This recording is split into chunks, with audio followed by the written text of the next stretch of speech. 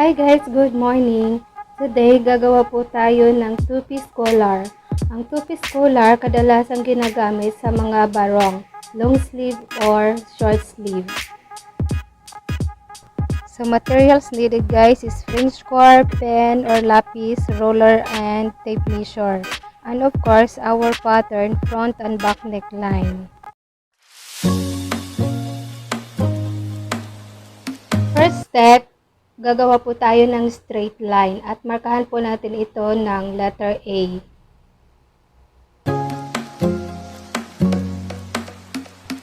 Then, from A to B, measures the 1/2 of our neckline measurement. So, pansinin nyo po yung tape measure guys sa pagsukat natin ng neckline. So, nakatayo po siya, hindi po siya nakadapa. So, ang kalahati po ng ating neckline is 9.5. So, markahan po natin ito ng letter B.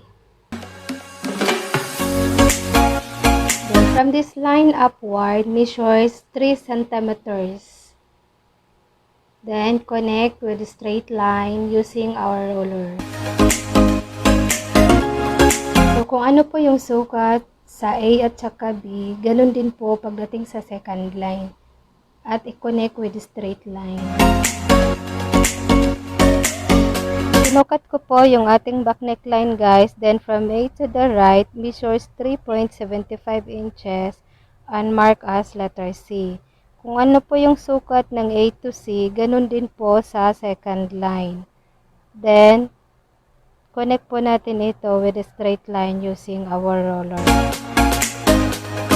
Next is we're going to shape this portion using our French cord. From B upward, measures 3 centimeters. So, same lang sa second line. Then, another additional 3 centimeters upward.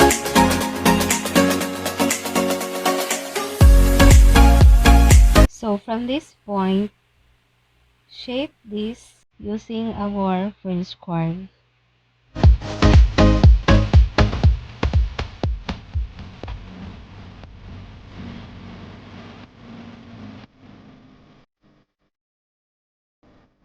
So next is from this portion upward, measures 3 centimeters. So sundan lang natin yung curve na yan guys ng 3 centimeters. Then after that, we are going to shape using our French curve.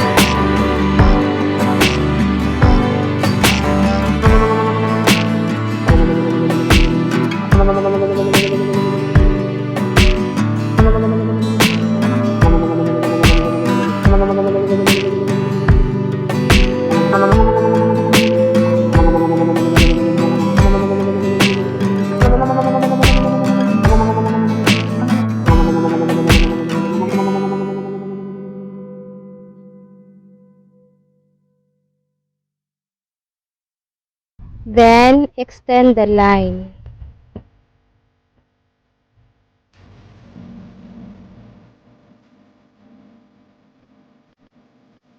At mula sa corner na to the left, measures 3/4 inch. Then, make a diagonal line. Then, tapos na tayo sa ating collar, gupitin na po natin ito.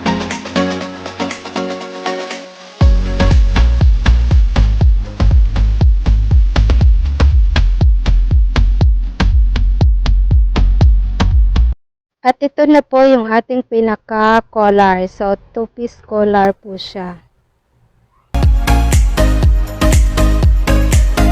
So, mag-trace na po tayo ngayon sa pilon. Manipis lang po yung pilon na ginagamit ko rito. So, naglagay po ako ng sewing allowance ngayon pagdating sa tracing. Kasi yung ginawa ko pong pattern, wala po yung sewing allowance.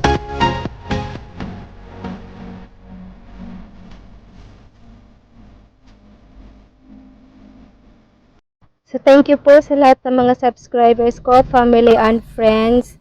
Salamat po sa pag-support at patuloy po kayong manood sa vlog namin.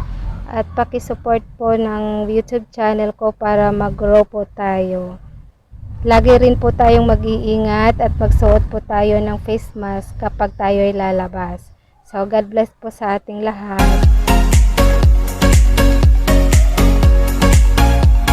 So, ngayon naman guys, plantsahin po natin yung ating pilon doon po sa cloth natin.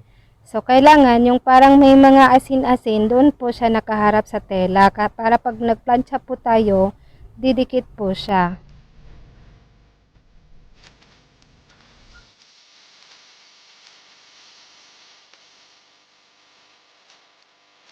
So guys, kung nagustuhan nyo po yung video namin, paki-like, subscribe, at paki-pindot po yung kampana para po lagi po kayong updated sa bagong video namin. Ngayon naman guys, gupitin na po natin ito. So, wag na po tayong maglagay ng sewing allowance. Pantay lang po natin sa pilon. Kasi yung pilon natin, may sewing allowance na po yan.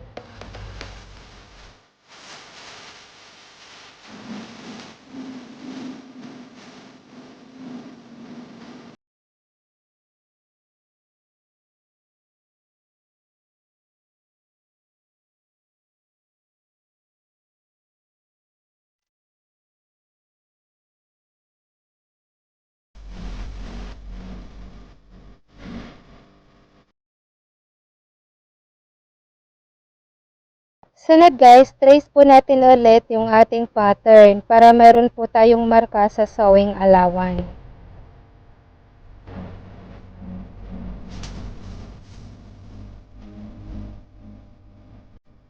At tapos na po yung pag-pattern natin sa 2-piece collar guys. Thank you for everything.